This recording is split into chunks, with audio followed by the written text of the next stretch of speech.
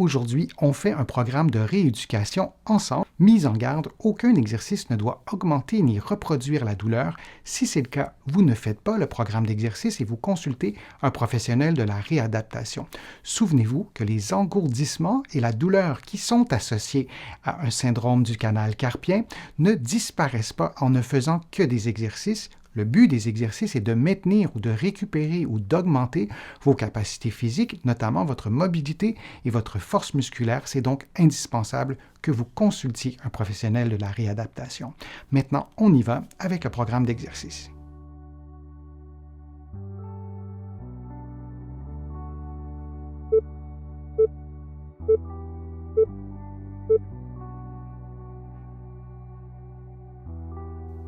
Faisons un automassage des muscles de l'avant-bras. Massons l'avant-bras du côté gauche en utilisant la main droite. Vous effectuez donc un mouvement de pince avec le bout des doigts et avec l'ensemble des doigts aussi sur les muscles de l'avant-bras dans la loge latérale, comme vous le voyez en ce moment à l'écran, et vous massez jusqu'à la base de l'avant-bras, jusqu'à l'extrémité de l'avant-bras, puis vous faites des mouvements lents de va-et-vient jusqu'à l'extrémité supérieure de l'avant-bras, et tout ça pendant 60 secondes. Notez que vous effectuez en ce moment un programme d'exercice de niveau avancé. Vous trouverez sur ma chaîne d'autres programmes semblables, mais de niveau débutant et intermédiaire.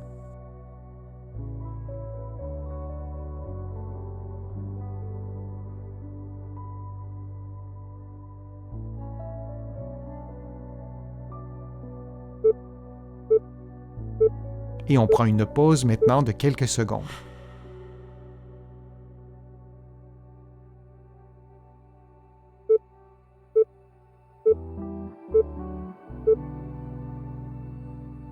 Faisons maintenant l'automassage de l'autre côté. Massons l'avant-bras droit en utilisant la main gauche. C'est exactement la même chose que vous avez fait précédemment. Vous ajustez la pression à votre niveau de confort et vous vous assurez de faire l'automassage de l'extrémité inférieure de l'avant-bras jusqu'à l'extrémité postérieure en massant les muscles de la loge latérale comme vous le voyez en ce moment à l'écran. Dans un contexte d'épicondylite ou de tennis elbow, les endroits douloureux varient considérablement d'une personne à l'autre. L'automassage vise à détendre les muscles et non à reproduire la douleur. Vous devez éviter de masser les endroits particulièrement osseux.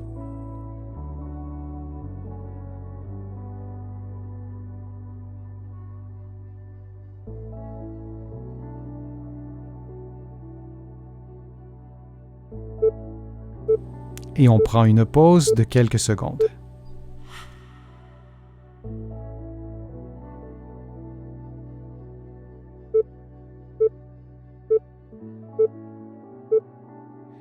À l'aide d'une pince, vous serrez fermement la pince pendant quelques secondes, puis vous relâchez lentement.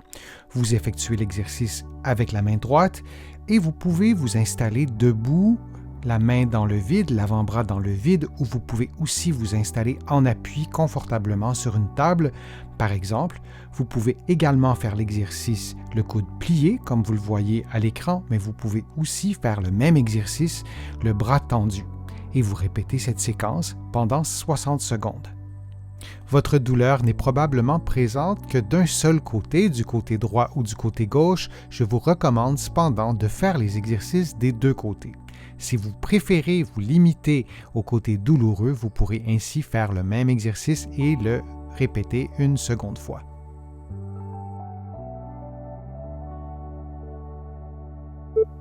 Et on prend une pause de quelques secondes.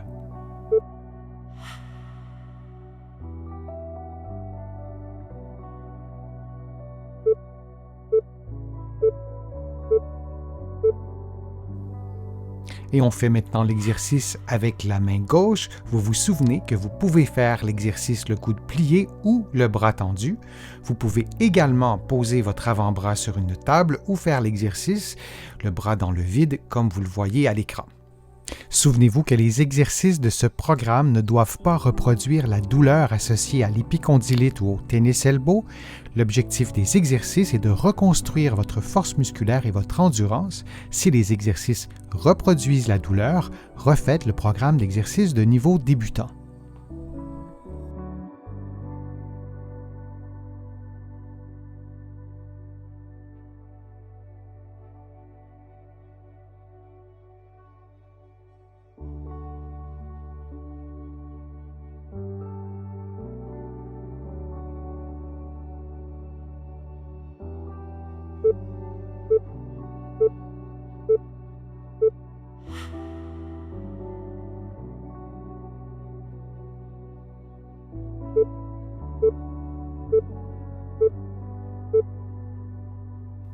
Vous placez une bande élastique sur le dos d'un doigt, par exemple du deuxième doigt, de l'index, et avec l'autre main, vous effectuez une pression vers le bas de façon à stimuler les extenseurs du doigt et vous allez faire la même chose pour chacun des doigts. Vous ajustez la force que vous déployez avec la main opposée, vous l'ajustez à la force du doigt. Le quatrième et le cinquième doigt sont des doigts relativement faibles si on compare leur force aux autres doigts.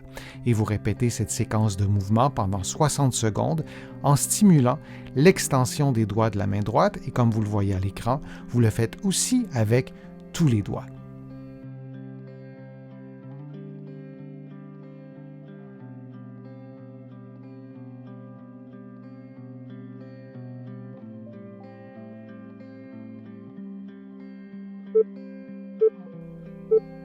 Et on prend une pause de quelques secondes.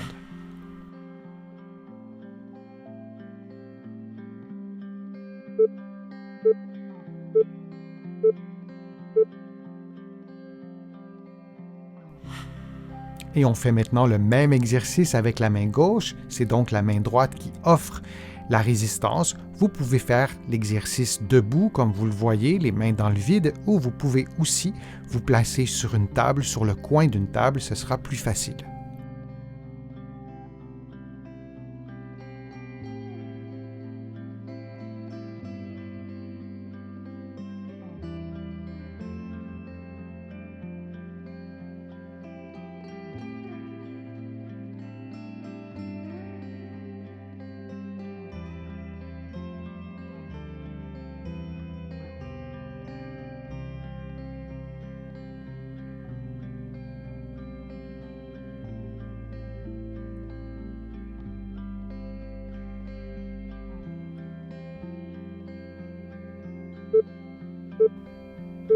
Et on prend maintenant une pause de quelques secondes.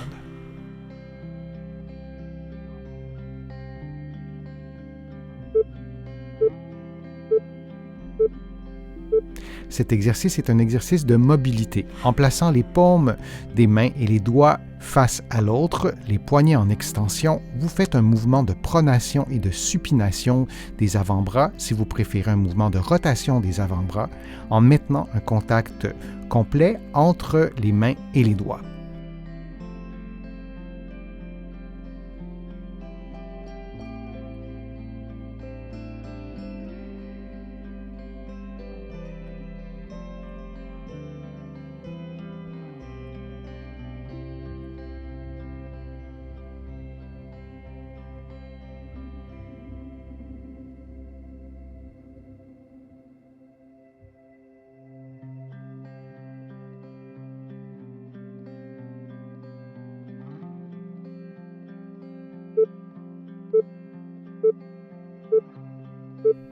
Et on prend une pause de quelques secondes.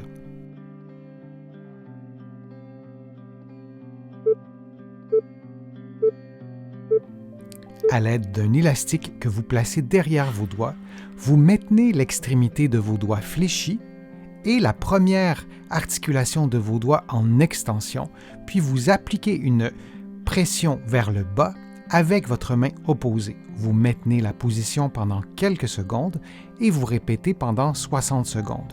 Vous pouvez faire l'exercice dans le vide, comme vous le voyez en ce moment, ou vous pouvez vous placer sur le coin d'une table en gardant votre main dans le vide et vous faites exactement le même exercice que vous voyez à l'écran.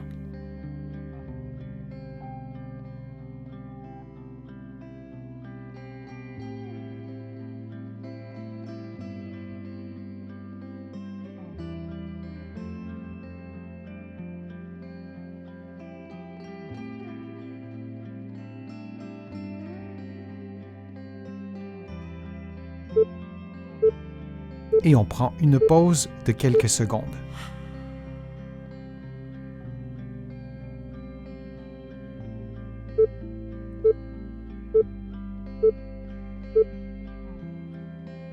On fait maintenant l'exercice de l'autre côté, alors on inverse complètement la position et on répète la même séquence pendant 60 secondes. Vous vous souvenez que vous pouvez faire l'exercice dans le vide, comme vous le voyez en ce moment à l'écran, mais vous pouvez aussi vous installer sur le coin d'une table.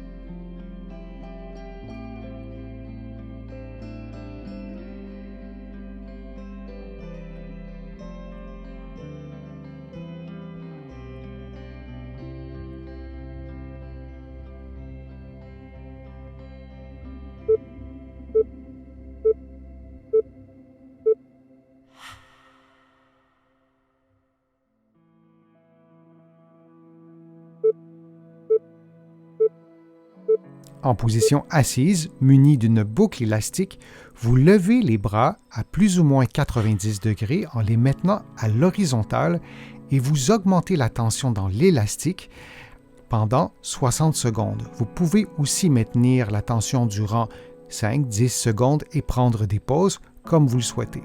Durant tout l'exercice, vous vous assurez que vos bras demeurent à l'horizontale lorsque l'élastique est mis sous tension.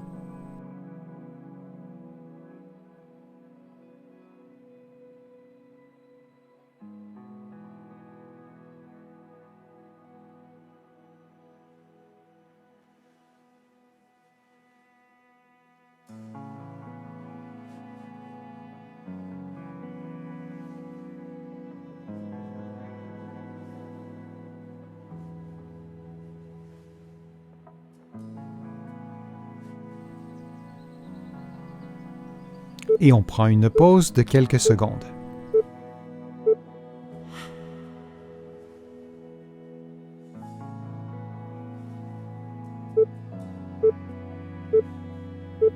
Le prochain exercice est un mouvement complexe. Vous faites une flexion des deux poignets et vous placez le dos de vos mains l'une contre l'autre et vous faites un mouvement vers le bas, puis vers le haut en maintenant le contact avec les doigts et avec les poignets. Vous faites le mouvement selon votre propre mobilité. Il est possible que vous modifiez légèrement la position pour l'adapter à votre mobilité et on répète cette séquence de mouvement encore pendant plusieurs secondes.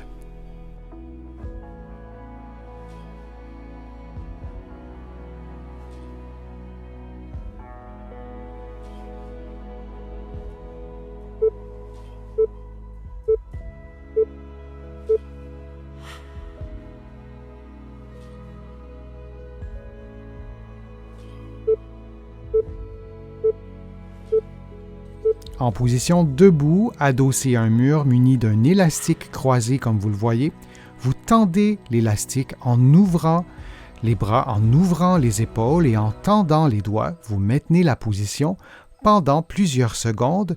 Vous expirez en baissant les côtes et le sternum et vous réinspirez en gonflant le ventre. Et on répète cette séquence de mouvements pendant 60 secondes.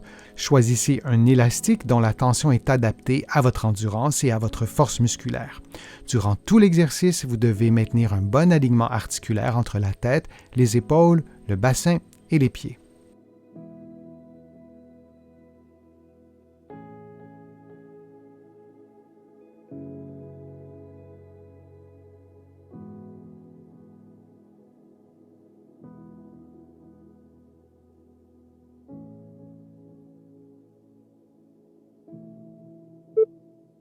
Et on prend une pause de quelques secondes.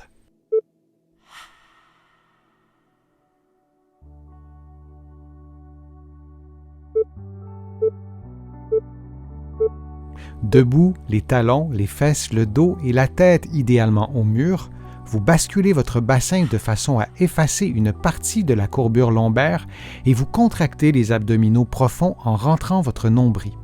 Dans cette position, vous levez un bras, le coude tendu, sans bouger le bas du dos, puis vous descendez votre bras et vous faites la même chose de l'autre côté.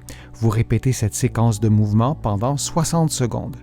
Durant l'exercice, il est important de maintenir votre dos dans une position immobile tout en respirant librement. Je vous le rappelle, votre bassin devrait être idéalement basculé de façon à effacer une partie ou la totalité de la courbure lombaire.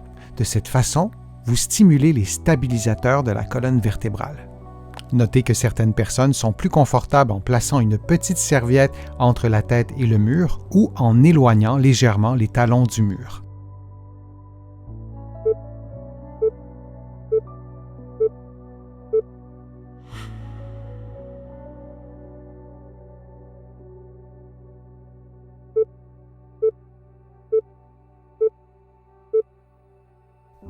Faisons un automassage des muscles de l'avant-bras. Massons l'avant-bras du côté gauche en utilisant la main droite. Vous effectuez donc un mouvement de pince avec le bout des doigts et avec l'ensemble des doigts aussi sur les muscles de l'avant-bras dans la loge latérale, comme vous le voyez en ce moment à l'écran, et vous massez jusqu'à la base de l'avant-bras, jusqu'à l'extrémité de l'avant-bras, puis vous faites des mouvements lents de va-et-vient jusqu'à l'extrémité supérieure de l'avant-bras et tout ça pendant 60 secondes.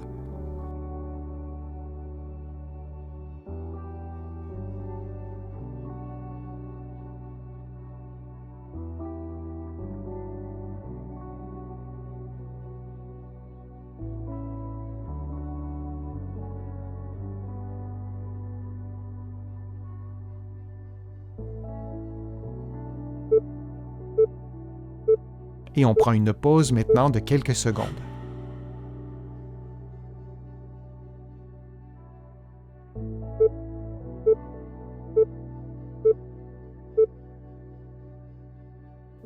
Faisons maintenant l'automassage de l'autre côté. Massons l'avant-bras droit en utilisant la main gauche. C'est exactement la même chose que vous avez fait précédemment. Vous ajustez la pression à votre niveau de confort et vous vous assurez de faire l'automassage de l'extrémité inférieure de l'avant-bras jusqu'à l'extrémité postérieure en massant les muscles de la loge latérale comme vous le voyez en ce moment à l'écran. Dans un contexte d'épicondylite ou de tennis elbow, sachez qu'il est recommandé que vous consultiez un professionnel de la réadaptation, un physiothérapeute ici au Québec ou un kinésithérapeute de l'autre côté de l'Atlantique afin d'obtenir une évaluation, un plan de traitement et possiblement un programme d'exercice adapté à votre propre condition.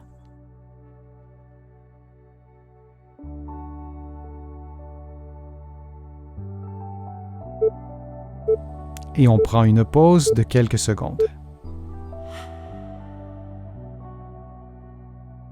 J'espère que les exercices vous ont fait du bien. Si c'est le cas, je vous invite à cliquer j'aime, à partager la vidéo sur vos réseaux sociaux et à la commenter. Vous le savez, ça me donne plus de visibilité, ça m'aide à produire de nouveaux contenus. Vous allez trouver beaucoup d'informations sur mon site web, le www.denisfortier.ca. Vous pouvez vous abonner gratuitement à l'infolettre et au courriel thématique. Vous allez trouver aussi beaucoup d'autres informations dans mes livres que vous pouvez trouver partout au Canada, en librairie et sur le web. Vous pouvez aussi trouver mes livres de l'autre côté de l'Atlantique et je vous mets le lien dans la description de la vidéo pour que vous puissiez les trouver facilement. Je suis Denis Fortier, je vous remercie beaucoup, à bientôt.